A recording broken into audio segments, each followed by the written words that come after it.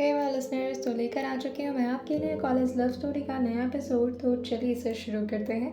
और हाँ, अगर आप चैनल पर न्यू है तो प्लीज़ गाइस सब्सक्राइब ज़रूर कर दीजिएगा। तो अब तक की कहानी में आप लोगों ने सुन लिया था कि विक्रम जी जो इशिका और आस्था जी को आस्था जी के मॉम डैड के घर भेज देते हैं, क्योंकि वो नहीं चाहते थे कि इशिका के लाइफ में और शादी कोई तकलीफ आए। वहीं इशिका, जो एक बार ध्रुव से इन सारी बातों को डिस्कस करना चाहती थी, वो आस्था जी से कहती है, मैं एक बार अपना फ़ोन ऑन कर लूँ, मुझे बात करनी है किसी से। आस्था जी, जो विक्रम जी की बातों को याद करते हुए कहती हैं, उन्होंने मना किया है, आप किसी से भी बात नहीं कर सकती और ना ही आप अपना फ़ोन ऑन करेंगी। मैंने भी अपना फ़ोन ऑफ कर दिया है। यहाँ के लैंडलाइन पर अगर विक्रम जी का कॉल आना होगा तो उसी पर आएगा, वरना हम फ़ोन नहीं यूज़ कर सकते। इशिका जो उनसे पूछती है, आखिर क्या हुआ है और फिर ये सब क्या चल रहा है मेरे साथ। अचानक से मुझे अपने इन्वेंशन से यहाँ पर आना पड़ा, वो भी आपके साथ। डैड कहाँ गए?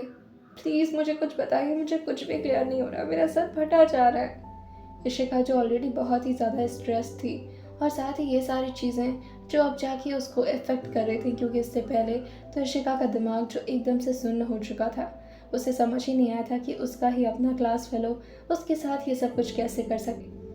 और साथ ही जिस तरह से सानवी ने उसके साथ रिएक्ट किया था, इशिका को समझ तो नहीं आया था कि सानवी उसके साथ अच्छा कर रही है या गलत, मगर उसे इस चीज़ से काफ़ी दिक्कत हो रही थी। सानवी भले उसे मोटिवेट कर रही थी, लेकिन इतने सारे पब्लिक के सामने ये सारी कॉन्फेशन करना उसके लिए बहुत ही ज़्यादा मुश्किल था और उसके लिए बहुत ही ज़्यादा हैक्टिक भी। इशिका जो इस तरह से बात करके रोने लगती है, तो आस्था जी उसके सिर को धीरे से सहलाते हुए कहती हैं, बेटा, ट्राई टू अंडरस्टैंड।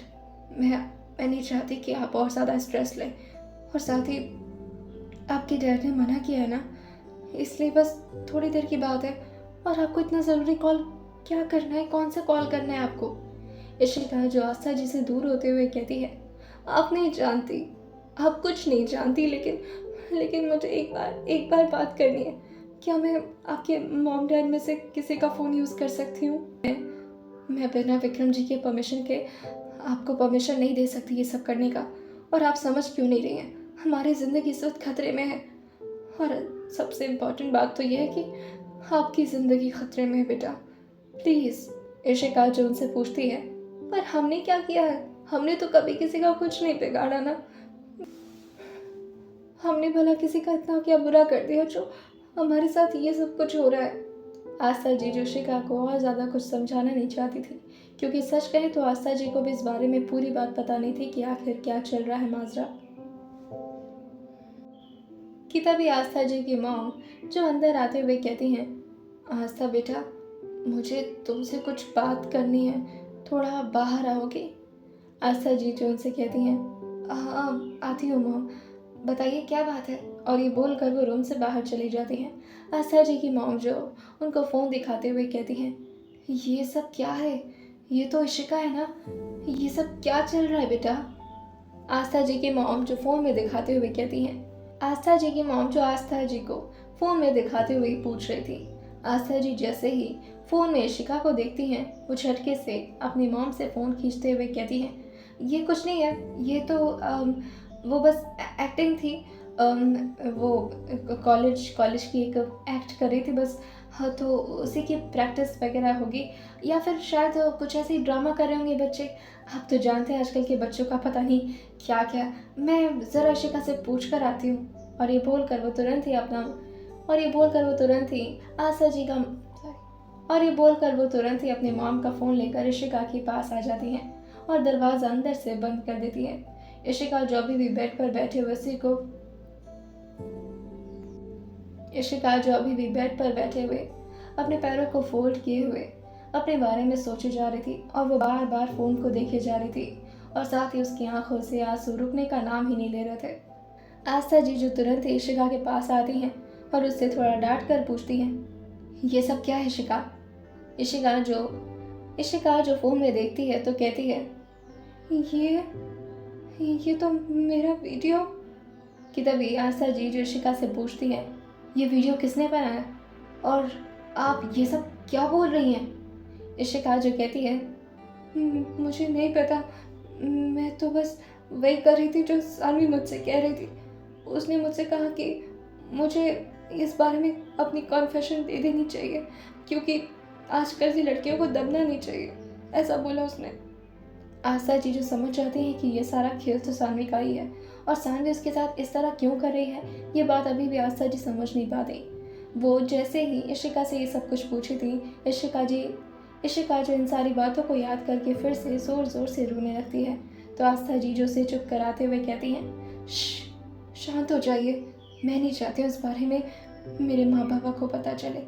और वैसे भी ये आपका मेंशन नहीं है जहाँ पर आपका रूम साउंड प्रूफ था, लेकिन यहाँ पर आवाज़ बाहर भी जाती है और दीवारों के भी कान होते हैं शिका, इसलिए आप इस बारे में किसी से कुछ नहीं कहेंगी।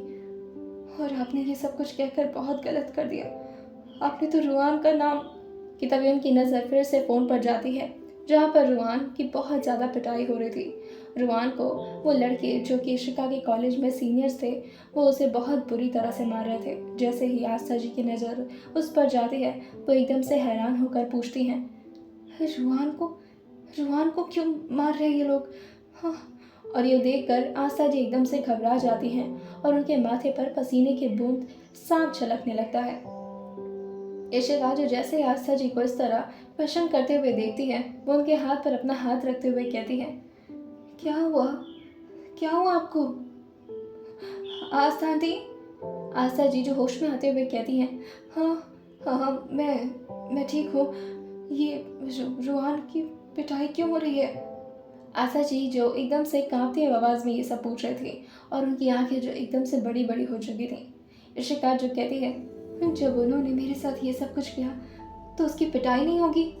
उसकी तो इतनी ज़्यादा पिटाई होनी चाहिए कि उसकी हालत। कि तभी आस्था जी उसके मुंह पर अपना हाथ रखते हुए कहती हैं, चुप रहिए, प्लीज़ चुप रहिए, इस तरह की बातें मत करिए प्लीज़। इशिका जो कहती है, आप कैसी बातें कर रही हैं? इस लड़के ने मेरी ज़िंदगी जहन्नुम बना दी। मुझे अब खुद से भी नज़रें मिलाने में अजीब सा लग रहा है। और आप कह रही हैं कि इसकी सज़ा तो बहुत बुरी होनी चाहिए। आस्था जी जो उससे कहती हैं, भगवान के लिए चुप हो जाइए, आप क्यों नहीं समझ रही हैं? हम लोग साधारण लोग हैं, इन लोगों की तरह नहीं है।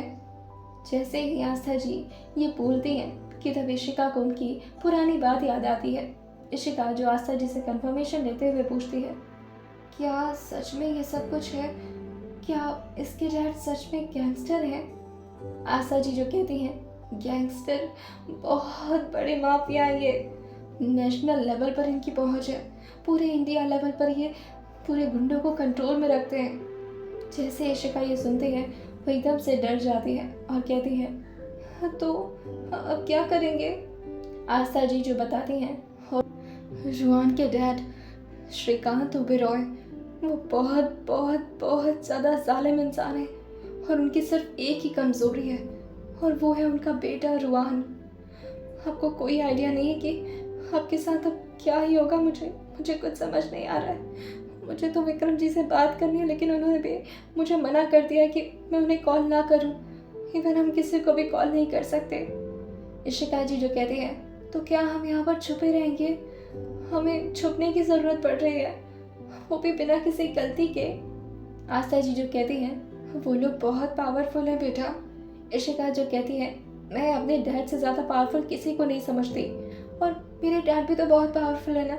उनके पास भी तो इतने बड़े बड़े मेंशन है, उनके पास स्कूल है, वो इतने बड़े पैसे वाले भी तो इंसान है। वो ये सब नहीं कर सकते, वो सब कुछ हैंडल नहीं कर सकते। इशिका की बात सुनकर आस्था जी उसके गालों पर हाथ रखते हुए उसे समझाते हुए कहती हैं, इशिका बहुत नादान है, आपको इस बारे में कुछ नहीं पता। ये सारी जायदाद, प्रॉपर्टी, ये जो भी सब कुछ है ना बेटा, जो भी आपके डैड का है, वो एक्चुअल में आपके डैड का है ही नहीं। ये सब तो बस उनके एहसान से आपके डैड को मिला था। इशिका जो बोलती है, किसके एहसान से? इशिका की बात सुनकर आस्था जी कहती हैं, श्रीकांत ओबेरॉय के एहसान है ये सब कुछ हमारे ऊपर। और जिस वक्त आपके डैड की कंपनी डूबी थी, बस उसी वक्त से श्रीकांत ओबेरॉय के गुलाम बन चुके थे आपके डैड। आपको कोई आइडिया नहीं है बेटा, और ये बोलकर वो एकदम से अपने फोरहेड पर हाथ रख लेती हैं और काफ़ी ज़्यादा दुखी हो जाती हैं और आने वाले फ्यूचर के लिए काफ़ी ज़्यादा परेशान भी हो जाती हैं। वहीं दूसरी तरफ विक्रम जी, जो इस वक्त जुआन के डैड श्रीकांत ओबेरॉय के सामने किसी गुनहगार की तरह अपना सिर झुकाए खड़े थे। श्रीकांत ओबेरॉय, जो किसी महाराजा की तरह अपने एक पैर पर दूसरा पैर रखते हुए कहते हैं, क्या लगता है, मार दिया जाए या तुम्हें छोड़ दिया जाए? विक्रम जी, जो अपना हाथ जोड़ते हुए कहते हैं, आपकी जैसी मर्जी, आप जैसा करेंगे वैसा हमें मंजूर है। वो अपने होठों से सिगार की एक कश लेते हुए कहते हैं, ओह नहीं नहीं नहीं विक्रम, मैं तुम्हें नहीं मारूंगा। तुम्हारी उस कमजोरी का नाम क्या है जो मेरे बेटे की भी कमजोरी बन चुकी थी? मैंने कितना समझाया रुआन को कि बंद करे ये सब कुछ, मत करे इशिका से इतनी मोहब्बत, लेकिन क्या ही बता सकते हैं। अब तुम्हारे बेटे की जिंदगी बर्बाद होना लिखा था तो उसे कौन रोक सकता है कि नहीं? और ये बोलकर वो अपने बॉडीगार्ड्स की तरफ देखते हैं तो उनके बॉडीगार्ड भी साथ में हंसने लगते हैं और विक्रम जी को बहुत ही ज़्यादा इंसल्टेड फील हो रहा था। वो अपना हाथ जोड़कर श्रीकांत के सामने झुकते हुए कहते हैं, हमारी बेटी को जाने दीजिए, उसकी कोई गलती नहीं इन सब में, वो तो नादान है। श्रीकांत जी इस बात को सुनकर कहते हैं, हाँ नादान है ये तो हम भी जानते हैं, लेकिन आजकल इतना भी नादान होना ठीक नहीं है। और आपकी बेटी कितनी नादान है यह हमें अच्छे से पता है। ना जाने कितने लड़कों को फांस कर रखा उसने। आखिर करती क्या है ऐसा आपकी बेटी लड़कों के लिए जो वो इतने दीवाने हैं उसके पीछे? विक्रम जी को ये बात सुनकर बहुत ही जोर से गुस्सा आता है और वो अपनी मुट्ठी कस के बंद करते हुए अपने दांत को किचकिचाते हुए अपने गुस्से को कंट्रोल कर रहे थे, क्योंकि उनकी बेटी सच में उनकी लाडली थी और वो बिल्कुल भी इस बात से सहमत नहीं थे कि कोई भी शख्स उनकी बेटी के बारे में इस तरह बात करे।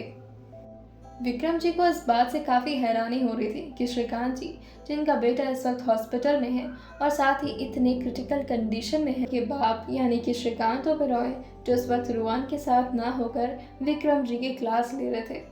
आखिर ऐसा कौन करता है? कोई बाप अगर अपने बेटे से सच में मोहब्बत करता हो तो वो उस वक्त उसके साथ हॉस्पिटल में रहता, ना कि इस वक्त किसी की ज़िंदगी की तहस नहस करने के बारे में सोच रहा होता। वही श्रीकांत जो एकदम से चेयर से खड़े होते हुए कहते हैं, तुम्हें पता है ना कि इलेक्शन सर पर है विक्रम, और तुम्हें यह भी पता है कि मैं अपने बेटे को पॉलिटिशियन बनाना चाहता था और इस वक्त उसके इलेक्शन का फर्स्ट स्टेप स्टार्ट होने वाला था। मुझे अपने बेटे को राज गद्दी दिलवानी थी, लेकिन तुमने सब चौपट कर दिया। और ये बोलकर वो फ़ोन विक्रम के सामने लाते हुए कहते हैं, ये वीडियो देख रहे हो? कितनी तेज़ी से वायरल हो रहा है ये वीडियो, जिसमें तुम्हारी बेटी ने साफ साफ मेरे बेटे की इज्जत उछलवाई है। और साथ ही ये देखो किस तरह से तुम्हारी बेटी की आशिक मेरे बच्चे को मार रहे हैं। श्रीकांत का अब असली रूप विक्रम को नजर आया था और अब विक्रम की थरथरी कांप रही थी, क्योंकि श्रीकांत के गुस्से से सब डरते थे। श्रीकांत जो अपनी बंदूक को निकालते हुए विक्रम के फोरहेड पर रखते हुए कहते हैं, चुपचाप से बता दे विक्रम, तेरी बेटी कहाँ है? उसकी जिंदगी तो मैं ऐसे बर्बाद करूंगा ना कि तू सोच नहीं सकता। उसके सर पर गोली मारने का मेरा कोई इरादा नहीं है। जिंदगी भर उसके ऐसी सजा दूंगा कि बेचारी तड़प तड़प कर मरेगी। विक्रम जी जो हाथ जोड़कर कहते हैं, कैसी बातें कर रहे हैं आप? तो मेरी बच्ची को अच्छे से जानते हैं, वो ऐसा कभी नहीं कर सकती, ये जरूर उससे किसी ने करवाया है। श्रीकांत जो कहते हैं, अच्छा तो किसी ने तेरी बेटी के मुंह में जाकर घुसकर ये सारी बातें बुलवाई हैं? हाँ, चुपचाप से बता दे कहाँ छुपा अपनी बेटी को, वरना यही के यही मार दूंगा। वहीं हॉस्पिटल में रुआन की ट्रीटमेंट चल रही थी। तने जो बाहर ही बैठे हुए रुआन के लिए प्रे कर रहा था कि तभी उसका दिमाग फिर से सानवी पर जाता है और वो सानवी के बारे में सोचने लगता है और अपने आप से ही कहता है, आखिर सानवी इस तरह से हरकतें कैसे कर रही थी? वो कर भी कैसे सकती है यार? उसे तो इशिका के साथ रहना चाहिए। पता नहीं इशिका इस वक्त कैसी होगी और कहाँ होगी। शायद उस मेंशन में होगी और कहाँ हो सकती है। लेकिन जिस तरह से बाहर पब्लिक ने भीड़ लगा लिया था, इशिका को उस माहौल को चेंज करना ज़्यादा ज़रूरी होगा, वरना उसके दिमाग पर बहुत असर पड़ेगा। लेकिन सानवी का समझ नहीं आ रहा यार, वो इतनी मिस्टीरियस कैसे हो सकती है। कि तभी उसके दिमाग में कुछ आता है और वो इस बारे में किसी से डिस्कस करना चाहता है। कंपनी वही कंपनी में ध्रुव, जो लगातार ऋषिका को कॉल्स पे कॉल्स ट्राई किए जा रहे थे, मगर ऋषिका का phone bar bar switch he of बता रहा था। वहीं ध्रुव जो ऋषिका के लिए परेशान होने लगते हैं कि तभी क्रिश, जो उनकी केबिन के अंदर आते हुए कहता है, सर सर सर, एक बहुत ही इंपॉर्टेंट खबर है आपके लिए। ध्रुव जो उससे कहते हैं, जल्दी बोलो। क्रिश की हिम्मत नहीं हो रही थी कि वो ये सारी बातें बोल पाए, जिसकी वजह से वो वीडियो दिखाते हुए उन्हें कहता है, सर ये तो भाभी है ना, हमारी भाभी, ये सब। कि तभी ध्रुव उसे घूर कर देखते हैं तो अपनी गलती सुधारते हुए कहता है, आई एम सॉरी सर, मतलब मैम है ना ये देखिए वीडियो में इनका ये क्या है। क्रिश जो एकदम से घबराते हुए पूछता है तो ध्रुव भी इस वीडियो को ध्यान से देखने लगते हैं, जिसमें ऋषिका इस बात की कॉन्फेशन कर रही थी कि रुहान जो उसके साथ अंदर बदतमीजी कर रहा था। जैसे ही ध्रुव ये सुनते हैं वो एकदम से अपनी भौं में सिकोड़ लेते हैं और तभी उस वीडियो में एक झलक रुहान की भी नजर आती है, जिसमें ईशिका के कॉलेज के सीनियर उसे लगातार मारे जा रहे थे। ध्रुव जैसे ही ईशिका के कॉन्फेशन को दोबारा सुनते हैं, उसके बगल में साथ ही सानवी भी खड़ी थी।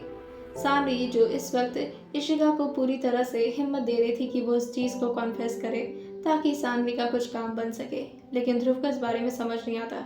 वो 2 से 3 बार उस वीडियो को सुनते हैं और फिर वो फोन क्रिश को थमाते हुए कहते हैं, इसका माजरा कुछ और ही लग रहा है। ऋषिका के साथ ये सब कैसे हो सकता है, मैं तो सुबह ही उसके पास। कि तभी वो बोलते बोलते रुक जाते हैं क्योंकि उन्हें पता था कि इस वक्त वो अकेले नहीं हैं। क्रिश जो मुस्कुराते हुए कहता है, अच्छा तो सुबह आप सर वहां गए थे। क्रिश को इस वक्त बेवकूफ़ों की तरह स्माइल करते हुए ध्रुव देखते हैं तो उससे कहते हैं, तुम सिचुएशन देखकर स्माइल किया करो और सिचुएशन देख करके टीज किया करो, स्टूपिड। क्रिश जो थोड़ा कंफ्यूज होते हुए पूछता है, आखिर मैम के साथ ये सब करने की हिम्मत कौन कर सकता है। और सर वीडियो की डिटेल से पता चला है कि ये बदतमीजी करने वाला रुहान नाम का कोई लड़का है। ध्रुव जो से कहते हैं, what, Ruhan? No no no, वो इस तरह की हरकत नहीं कर सकता। क्रिश जो कहता है, सर आप बिल्कुल टेंशन मत लीजिए, इस रुहान की तो मैं चटनी पीस कर आता हूँ, आप बस एक बार ऑर्डर दीजिए, मैं इसका इतिहास निकाल कर इसकी ज़िंदगी ऐसी तबाह करूँगा ना कि मैम की तरफ दोबारा नज़र उठाकर नहीं देख पाएगा। ध्रुव जैसे कहते हैं, नो क्रिश, जो हमें दिख रहा है एक्चुअल में वैसा है नहीं। एक बार वीडियो दोबारा से ऑन करो ज़रा। ध्रुव जो इस वीडियो को दोबारा से कंसंट्रेशन से देखना चाहते थे। इस वक्त तक सिर्फ अभी तक जितने बार भी ध्रुव ने वीडियो देखा उसमें सिर्फ उनका पूरा ध्यान ईशिका पर था, लेकिन जैसे ही इस बार वो वीडियो देखते हैं उनका ध्यान ईशिका के बगल में खड़ी सानवी पर जाता है। ध्रुव जो उस वीडियो को देखते हुए क्रिश से कहते हैं, मुझे ऐसा क्यों लग रहा है कि ईशिका ये जो भी कुछ बोल रही है वो अपनी मर्जी से नहीं बोल रही है, बल्कि उससे ये सब कुछ बुलवाया जा रहा है और ये उसका कोई बहुत ही करीबी कर सकता है, क्योंकि ईशिका कोई नॉर्मल लड़की नहीं है जो सबकी बात मान जाए। उसे वही करना होता है जो वो खुद करना चाहती है, वरना फिर वो किसी ऐसे की बात मान सकती है जिससे वो बहुत ही ज़्यादा क्लोज हो। और फिर से क्रिश को उसका फ़ोन दे देते हैं। क्रिश जो कहता है, सर तो क्या करना है और कौन हो सकता है इसके पीछे। कि तभी ध्रुव का कॉल रिंग करने लगता है। ध्रुव को अचानक से लगा था कि कहीं ईशिका का कॉल तो नहीं। वो जैसे ही अपने फ़ोन के स्क्रीन को देखते हैं वो देखते हैं कि इस वक्त उनके फ़ोन पर एक अननोन नंबर था। ध्रुव जो उस कॉल को रिसीव करते हुए कहते हैं, दूसरी तरफ से एक आवाज़ आती है, हेलो सर, मैं तनय बोल रहा हूँ। ध्रुव जो उससे कहते हैं, तनय मैं इस वक्त कुछ भी बात करने के मूड में नहीं हूँ। वो तनय से कहते हैं, तनय इस वक्त मैं बिल्कुल बात करने के मूड में नहीं हूँ, बाद में बात करते हैं। तनय जो उनसे कहता है, सर सर सर, और नहीं सर, ये स्टडी से रिलेटेड कॉल नहीं किया आपको, ये बहुत इंपॉर्टेंट बात है। ध्रुव जो से कहते हैं, मैंने कहा ना मुझे कुछ भी। कि तभी बीच में तनय उन्हें इंटरप्ट करते हुए कहता है, I am really sorry sir, मगर ये ईशिका के बारे में है, बहुत इंपॉर्टेंट है। तो एकदम से रुक कर तनय की बातों पर गौर फरमाने लगते हैं और उससे कहते हैं, क्या बात है, बताओ, ठीक से बताओ मुझे।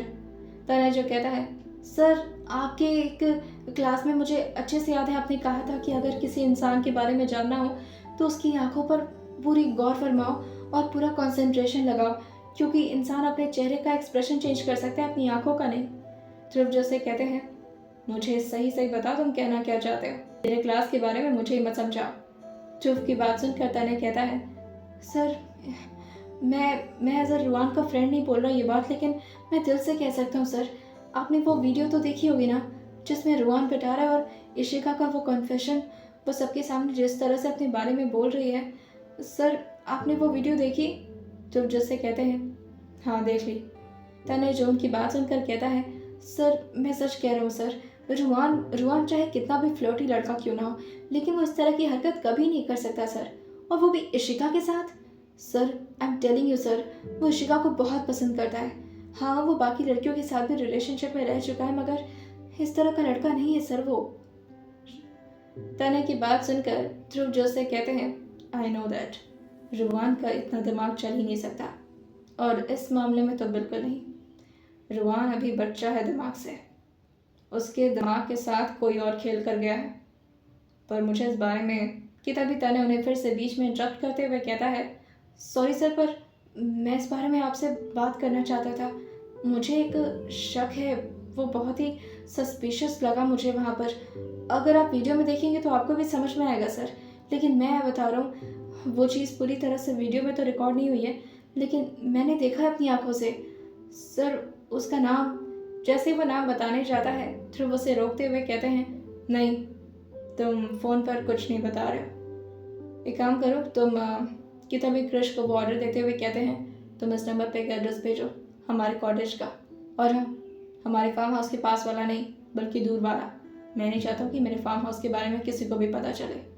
तुम उसे एड्रेस भेजो। और फिर वो अपना फ़ोन कान पर लगाते हुए कहते हैं, तुम्हें एक एड्रेस सेंड होगा इसी नंबर से, उस पर तुम्हें पहुंचना है, वो भी 5 मिनट या 10 मिनट के अंदर। मेरे पास ज़्यादा वक्त नहीं है, और अगर बात इशिका की है तो इस बारे में बहुत जल्दी मुझे काम करना होगा।